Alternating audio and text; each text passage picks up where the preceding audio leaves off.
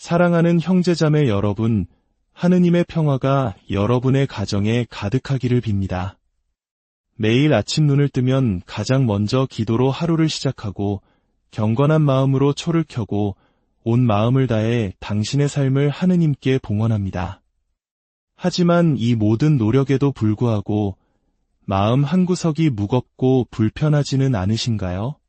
집안에는 설명할 수 없는 무거운 기운이 감돌고 가족들은 사소한 일로 다투기 일쑤입니다. 잠자리는 불안하고 뒤숭숭한 꿈에 시달리기도 합니다. 그리고 무엇보다 가슴 아픈 것은 마치 미카엘 대천사마저 당신의 삶에서 멀어진 듯한 외로움일 것입니다. 만약 이 이야기가 당신의 이야기처럼 들린다면 당신은 결코 혼자가 아니며 그 느낌은 상상이 아닐 수 있습니다. 혹시 지금 당신의 거실이나 침실 혹은 주방에 놓인 아주 무해하고 아름답다고 생각했던 물건들이 사실은 그리스도인에게 주어진 가장 강력한 보호를 막아서고 있다면 어떻게 하시겠습니까? 당신의 기도가 마치 벽에 부딪히는 것처럼 느껴지는 이유가 바로 당신이 집안에 들여놓은 그 물건들 때문이라면 말입니다. 물리적 세계의 장막 너머를 볼 수 있었던 비오 신부님, 우리에게는 파드레 피오로 더 잘 알려진 이성인께서는 오늘날 대부분의 신자들이 잊고 사는 신성한 진실 하나를 우리에게 알려주셨습니다. 우리 집안의 어떤 물건들은 그저 먼지가 쌓이는 장식품이 아니라 초자연적인 혼란을 야기하는 통로가 될 수 있다는 것입니다. 그것들은 미카엘 대천사의 현존을 가로막고 부정적인 영향력들이 우리의 신성한 공간으로 들어오는 문을 열어준다고 경고하셨습니다. 언제부턴가 우리 집이 예전 같지 않다고 느껴본 적 없으신가요? 왜 신실한 삶을 살기 위해 애를 쓸수록 평화는 더 멀어지는 것 같을까요? 왜 가족들은 이전보다 더 예민해지고 서로에게서 멀어지며 갈등에 쉽게 휩싸이는 걸까요? 그 해답은 어쩌면 당신이 생각하는 것보다 단순하지만 상상하는 것보다 훨씬 더 심각한 문제일 수 있습니다. 신비로운 삶을 사셨던 비오 신부님께서는 놀라울 정도로 명확하게 영적 세계를 감지하는 특별한 은사를 지니셨습니다. 그분에게 천사와 악마는 추상적인 개념이 아니었습니다. 그들은 조언을 구하러 온 사람들처럼 실제적이고 눈에 보이는 존재였습니다. 그리고 이 신비로운 시력을 통해 그분은 당신의 마음을 깊이 뒤흔들 만한 광경을 목격하셨습니다. 바로 신실한 그리스도인들이 자신도 모르는 사이에 천상의 보호를 밀어내는 물건들로 스스로를 둘러싸고 있다는 사실이었습니다. 기록에 따르면 절망에 빠진 한 여인이 비오 신부님을 찾아와 상담한 이야기가 있습니다. 그녀는 몇 달 동안이나 초자연적인 억압에 시달리고 있었습니다. 매일 미사에 참여하고 묵주기도를 바치며 모범적인 신앙생활을 하는 것처럼 보였지만 끊임없이 공격받는 느낌을 떨칠 수 없었습니다. 그녀의 집은 설명할 수 없는 현상과 가족 간의 불화, 그리고 신성한 어둠에 휩싸인 전쟁터가 되어버렸습니다. 그녀의 이야기를 들은 비오 신부님은 기도를 위해 눈을 감으셨습니다. 그리고 다시 눈을 떴을 때 그분의 대답은 부드러우면서도 충격적이었습니다. 자매님은 미카엘 대천사께 기도하지만 자매님의 집은 그의 빛을 쫓아내는 것들로 가득 차 있군요. 그리고 그는 훗날 수많은 영혼들에게 결정적인 지침이 될 말을 덧붙였습니다. 원수는 정문으로 들어오지 않습니다. 그는 당신이 무지 속에서 간직하고 있는 물건들을 통해 잠입합니다. 이 계시는 단순히 낡은 미신이나 구시대적 사고방식에 대한 이야기가 아닙니다. 이것은 당신의 일상, 당신 가족의 안녕, 그리고 하느님께서 그분의 강력한 대천사를 통해 베풀어 주시려는 보호를 받는 당신의 능력에 직접적인 영향을 미치는 신성한 현실을 이해하는 것에 관한 이야기입니다. 오늘 우리는 정확히 어떤 물건들이 이 천상의 장벽을 만드는지 알아볼 것입니다. 그리고 가장 중요하게는 당신의 집을 다시 믿음의 요새로, 미카엘 대천사가 그의 완전한 초자연적 권능으로 활동할 수 있는 성스러운 장소로 회복하는 방법을 발견하게 될 것입니다. 본격적인 이야기에 앞서 여러분의 마음을 모으는 시간이 필요합니다. 미카엘 대천사의 수호하심을 믿고 비오 신부님께서 받으신 지혜를 신뢰하신다면 잠시 시간을 내어 이 영상에 좋아요를 눌러주십시오. 그리고 이 메시지가 절실히 필요한 다른 이들에게 닿을 수 있도록 공유해 주십시오. 여러분의 작은 행동 하나하나가 하느님의 은총을 퍼뜨리는 거룩한 도구가 될 수 있습니다. 여러분과 여러분의 가정에 미카엘 대천사의 보호가 항상 함께하기를 기도합니다. 대부분의 사람들이 깨닫지 못하는 사실이 있습니다. 미카엘 대천사는 그저 평범한 천사가 아닙니다. 그는 하늘 군대의 총사령관이며 천국에서 루치페를 내쫓은 장본인입니다. 그는 어둠의 세력과 하느님의 자녀들 사이에 서 있는 위대한 전사입니다. 그러나 그의 현존은 거룩하기에 신성한 오염이 있는 곳에는 머무를 수 없습니다. 지금부터 제가 공개할 5가지 물건들은 당신을 놀라게 할지도 모릅니다. 그중 일부는 아마 지금 당신의 집에 있을 것입니다. 사랑하는 사람에게서 받은 선물일 수도 있고 몇 년 동안 아무 생각 없이 소유해 온 것일 수도 있습니다. 하지만 비오 신부님의 영적 통찰에 따르면 이 각각의 물건들은 천사의 보호를 방해하는 초자연적인 영적 혼선을 만들어냅니다. 이 물건들이 우리의 신성한 환경에 그토록 강력한 영향을 미치는지 이해하기 위해 우리는 먼저 미카엘 대천사가 진정 누구이며 그의 현존이 우리 가정의 안정과 평화를 위해 절대적으로 중요한지 알아야 합니다. 미카엘 대천사는 하느님의 최고 군사 지휘관으로 서 있습니다. 루치펠이 지극히 높으신 분께 반역했을 때 그에게 맞선 것은 천사들의 위원회가 아니었습니다. 불타는 검을 들고 앞으로 나선 것은 바로 미카엘이었습니다. 그의 이름 미카엘은 누가 하느님과 같으랴 라는 의미를 지니며 이는 타락한 천사들의 교만을 산산조각내고 하늘의 질서를 세운 전투의 외침이었습니다. 그러나 미카엘의 역할은 그 우주적 전투로 끝나지 않았습니다. 성경과 수많은 성인들의 증언을 통해 우리는 그를 하느님의 백성을 지키는 수호자, 신자들의 보호자, 그리고 빛과 어둠의 경계에서 파수꾼 역할을 하는 전사로 보게 됩니다. 예언자 다니엘이 신성한 개입을 필요로 했을 때 파견된 이도 미카엘이었고 모세가 죽었을 때 그의 영혼을 위해 싸운 이도 미카엘이었습니다. 종말의 때가 다가오면 나팔을 불 자 또한 미카엘일 것입니다. 이것은 민담이나 종교적 상상력이 아닙니다. 이것은 우리가 인지하든 못하든 매일 우리를 둘러싸고 있는 초자연적 전쟁의 현실입니다. 비오 신부님께서는 아마도 현대 역사상 그 어떤 성인보다 이 현실을 잘 이해하셨습니다. 그의 신비로운 은사는 단순히 병자를 고치거나 영혼을 읽는 것에 국한되지 않았습니다. 비오 신부님은 말 그대로 자신 주변에서 벌어지는 보이지 않는 전투를 볼 수 있었습니다. 그는 수천 킬로미터를 여행하여 그의 조언을 구하러 온 순례자들을 보듯 천사와 악마를 명확하게 보았습니다. 그의 생애 동안 동료 수사들과 방문객들은 비오 신부님이 기도 중에 갑자기 고개를 들고 방 안의 다른 모든 사람에게는 보이지 않는 무언가를 눈으로 좇는 수백 건의 사례를 기록했습니다. 때로는 수호천사나 다른 천상 존재의 현존을 인지하며 미소를 짓기도 했고 다른 때에는 얼굴이 엄격해지며 그의 보살핌 아래 있는 사람들을 위협하는 어두운 세력을 쫓아내기 위해 반복해서 십자성호를 그었습니다. 이 초자연적인 시력 덕분에 비오 신부님은 대부분의 사람들이 놓치는 무언가를 이해할 수 있었습니다.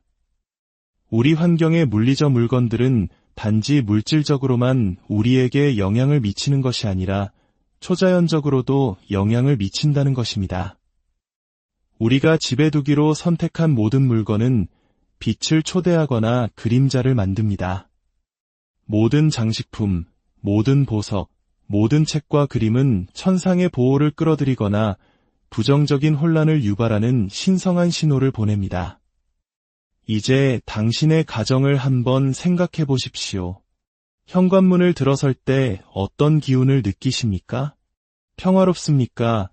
아니면 긴장감이 공기 중에 감돌고 있습니까? 가족들이 자연스럽게 함께 모이는 편입니까? 아니면 각자 자기 방으로 흩어집니까? 밤에 깊은 잠을 주무십니까? 아니면 뒤척이며 불안한 꿈을 꾸십니까? 비오 신부님의 가르침에 따르면 이것들은 단순히 심리적인 현상이 아닙니다. 종종 이것들은 천상의 보호를 막고 부정적인 영향력이 자리 잡도록 허용하는 신성한 오염의 결과입니다. 진실은 미카엘 대천사는 당신의 집에 함께 머물기를 원한다는 것입니다. 그는 당신의 가족을 지키고 어떤 세상의 힘도 뚫을 수 없는 평화와 안전의 분위기를 만들기를 갈망합니다. 그러나 그의 거룩함은 초자연적인 어둠이나 혼란을 담고 있는 물건들과 공존할 수 없습니다. 이제 비오 신부님께서 신성하게 위험하다고 지목하신 첫 번째 종류의 물건들을 살펴보겠습니다. 바로 많은 사람들이 무해하다고 여기는 다른 전통에서 온 보호 물품들입니다. 예를 들어 악마의 눈 부적, 수정 펜던트, 드림캐쳐, 켈트 상징, 풍수거울 등 기독교 신앙 밖에서 초자연적 보호를 약속하는 모든 물건이 여기에 해당됩니다. 하지만 이것들은 나를 보호하기 위한 물건인데 어떻게 해로울 수 있지? 라고 생각하실 수도 있습니다. 이것이 바로 비오 신부님께서 경고하신 신성한 혼란입니다. 그분은 비슷한 질문을 가지고 찾아온 수많은 영혼들에게 이렇게 말씀하셨습니다. 하느님 밖에서의 보호는 최악의 것을 끌어들이는 환상에 불과합니다. 여기에 담긴 영적 원리는 심오합니다. 우리가 하느님 이외의 출처에서 보호를 구할 때 우리는 본질적으로 미카엘 대천사와 천상의 군대에게 우리는 당신들의 힘을 신뢰하지 않습니다. 라고 말하는 것과 같습니다. 이는 우리의 신성한 삶을 도움이 되는 것처럼 보이지만 천상의 권위 밖에서 작동하는 영향력에 개방하는 행위입니다. 이는 마치 집의 모든 문과 창문을 열어둔 채 경비원을 고용하는 것과 같습니다. 두 번째로 문제가 되는 물건들은 천사 자체를 거짓되게 표현한 것들입니다. 왜곡된 특징, 유혹적인 모습 또는 얼굴이 없는 장식용 천사 조각상들이 여기에 포함됩니다. 선물 가게에서 본 적이 있을 것입니다. 흐르는 듯한 옷을 입었지만 의도적으로 얼굴이 가려진 영묘한 인물이나 거룩하기보다는 관능적인 특징으로 묘사된 천사들 말입니다. 이에 대한 비오 신부님의 반응은 특히 강경했습니다. 거짓이 있는 곳에는 하느님의 참된 대천사를 위한 자리가 없습니다. 문제는 예술에서 천사를 표현할 수 없다는 것이 아닙니다. 기독교 역사 전반에 걸쳐 아름답고 성스러운 천사 묘사는 신앙과 헌신의 영감을 주었습니다. 문제는 이러한 표현이 천사적 존재의 참된 본성을 왜곡하거나 신성한 감수성보다는 세속적인 감수성에 호소하는 방식으로 그들을 제시할 때 발생합니다. 비오 신부님과 같은 성인들이 목격한 참된 천사들은 압도적인 거룩함과 힘을 지닌 존재들입니다. 세 번째 범주는 아마도 가장 간과되기 쉽지만 잠재적으로 가장 위험한 부정적인 초자연적 역사를 지닌 상속받은 물건들입니다. 이것들은 오컬트, 마법, 강신술을 행했거나 심각한 죄와 신성한 어둠의 패턴 속에서 살았던 가족 구성원으로부터 물려받거나 획득한 물품들입니다. 비오 신부님은 이 문제로 고통받는 이들에게 어둠에서 온 모든 것은 어둠을 지니고 있습니다. 라고 설명하셨습니다. 물건은 단지 물리적인 품목이 아닙니다. 그들은 이전 소유자와 그들이 보관되었던 환경의 신성한 에너지를 흡수하고 보유할 수 있습니다. 네 번째로 미카엘 대천사의 보호를 막는 물건은 아마 당신을 놀라게 할 것입니다. 바로 방치되거나 손상된 성물들입니다. 부서진 십자고상, 잊혀진 성상, 또는 먼지가 쌓이거나 파손된 채 방치된 성화들이 여기에 해당됩니다. 비오 신부님은 먼지에 덮여 땅에 놓여 있거나 부서지고 무시된 십자고상을 볼 때마다 깊은 고통을 느끼셨습니다. 부서진 십자고상은 버려진 신앙의 상징입니다. 그리고 부주의가 있는 곳에서 원수는 더 강해집니다. 이 가르침은 성물의 신성한 중요성에 대해 결정적인 것을 드러냅니다. 다섯 번째이자 마지막 범주에는 죽음, 혼돈, 폭력 또는 공포를 미화하는 이미지와 물건들이 포함됩니다. 해골이나 섬뜩한 주제를 다룬 예술작품, 증오나 신성모독의 메시지를 조장하는 밴드의 포스터나 장식품, 공포 영화 기념품, 또는 빛 대신 어둠을 찬양하는 모든 이미지가 여기에 해당됩니다. 이에 대한 비오 신부님의 통찰은 특히 직접적이었습니다. 사람들이 그것을 예술이라고 부를 때조차 악마는 미학을 이용하여 잠입합니다. 이 다섯 가지 범주의 물건들은 각각 비오 신부님이 신성한 방해물이라고 묘사한 것을 만들어냅니다. 이는 미카엘 대천사가 당신의 집에서 그의 완전한 방어 권한을 행사하기 어렵게 만드는 일종의 신성한 혼란입니다. 여러 문제가 있는 물건들의 누적 효과는 천사의 보호가 심각하게 제한되는 환경을 만들 수 있으며 가족을 초자연적 공격, 정서적 혼란, 그리고 어둠이 기독교 가정을 침투하려는 다양한 방식에 취약하게 만듭니다. 한 가정에서 미카엘 대천사의 보호가 막히거나 약화될 때 그 효과는 미묘하지 않습니다. 비오 신부님은 그것을 수없이 목격한 사람의 명확함으로 그 결과를 묘사했습니다. 신성한 빛이 없는 집은 악마들을 위한 열린 들판과 같으며 많은 그리스도인들은 그것을 모른 채 그들 주위에서 살아가고 있습니다. 가장 즉각적인 징후는 종종 어디서 오는지 모를 정신적 혼란입니다. 단순한 결정에 대해 명확하게 생각하기 어려워지고 예전에는 감당할 수 있었던 일상적인 문제에 압도당하거나 어떤 특정한 걱정과도 관련 없어 보이는 지속적인 불안을 경험할 수 있습니다. 가족 관계는 실제 갈등에 비해 불균형적으로 악화되기 시작합니다. 사소한 문제로 다툼이 일어나고 가족들은 서로에게 더 짜증을 내며 평화롭게 갈등을 해결하는 능력이 저하됩니다. 집은 더 이상 안식처가 아니라 모두가 설명할 수 없는 이유로 날이 서 있는 전쟁터처럼 느껴지기 시작합니다. 이러한 신성한 방해를 직접 경험한 사람들의 이야기가 있습니다. 애리조나에 사는 58세의 할머니 마리아는 1년 넘게 집안에 설명할 수 없는 긴장감이 가득했습니다.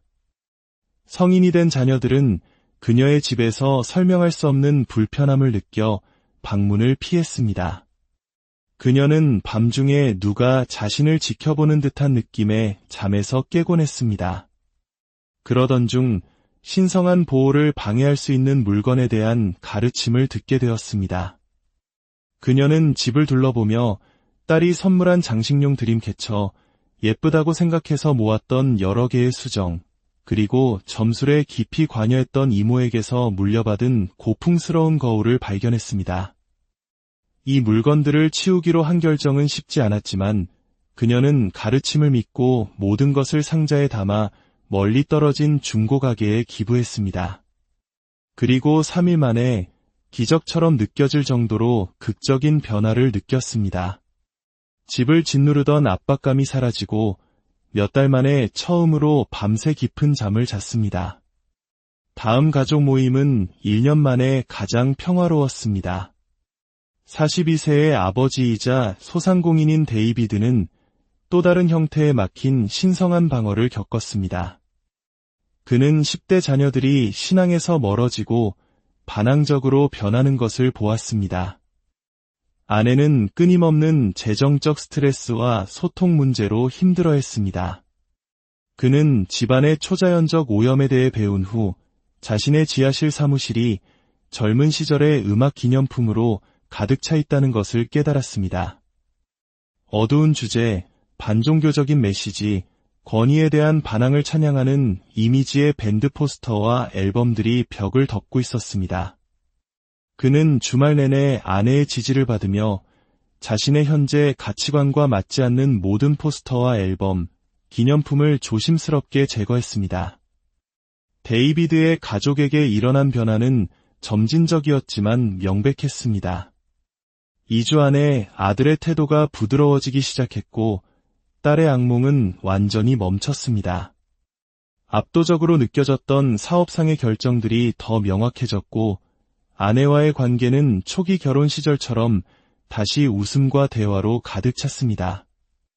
마리아와 데이비드는 비오 신부님께서 사역 내내 가르치셨던 것을 발견했습니다. 우리의 물리적 환경은 우리의 신성한 환경에 지대한 영향을 미칩니다.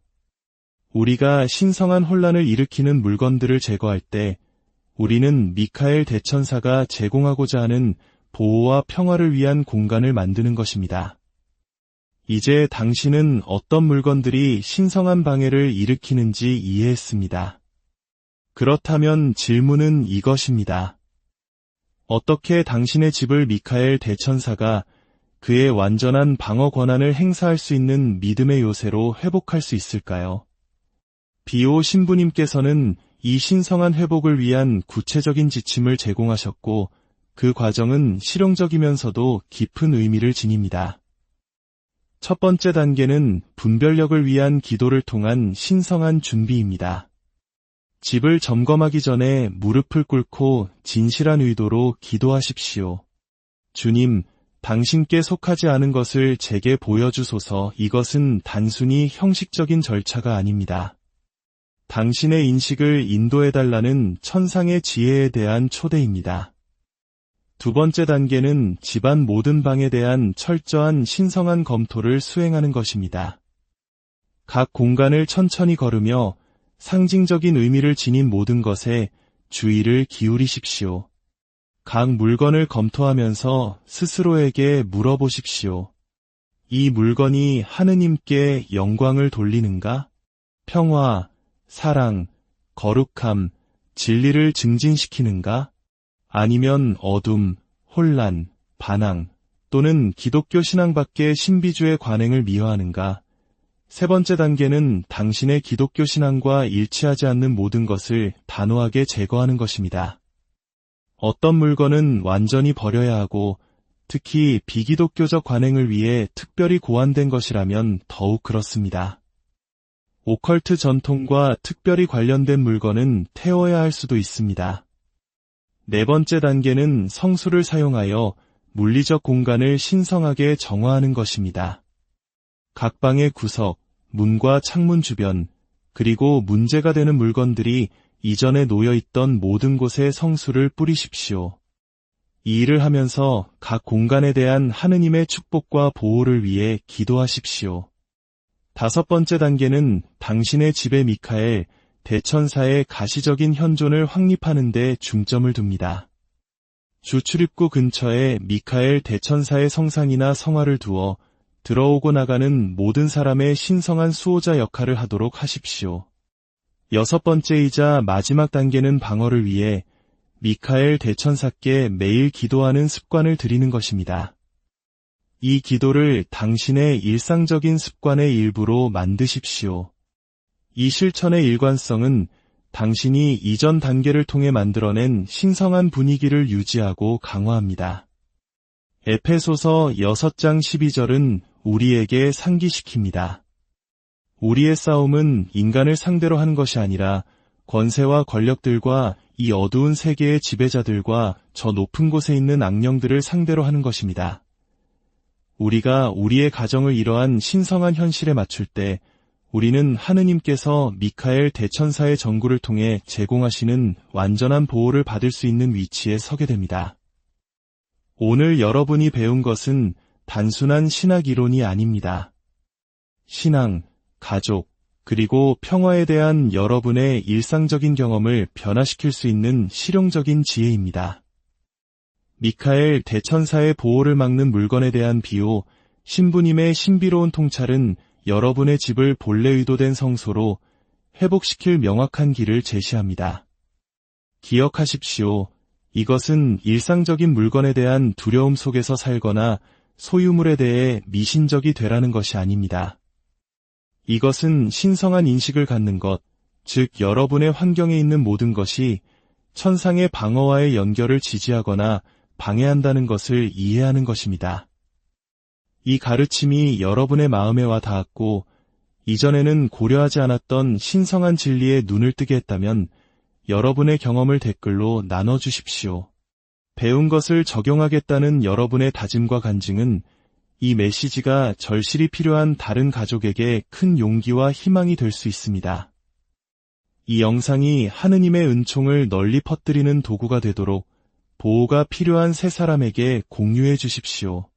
이제 눈을 감고 저와 함께 기도합시다. 영광스러운 미카엘 대천사여, 영혼의 수호자시며 어둠의 파괴자시여, 당신의 빛으로 지금 저의 집을 방문하소서. 당신의 현존을 몰아내는 모든 것을 드러내 주소서. 어둠에 속한 모든 물건, 이미지 또는 에너지를 당신과 함께 가져가소서. 당신의 불타는 검으로 저의 집을 봉인하소서. 저의 문, 창문, 벽, 생각, 그리고 의도를 정화하소서. 이곳에 머무소서. 저와 함께 사소서.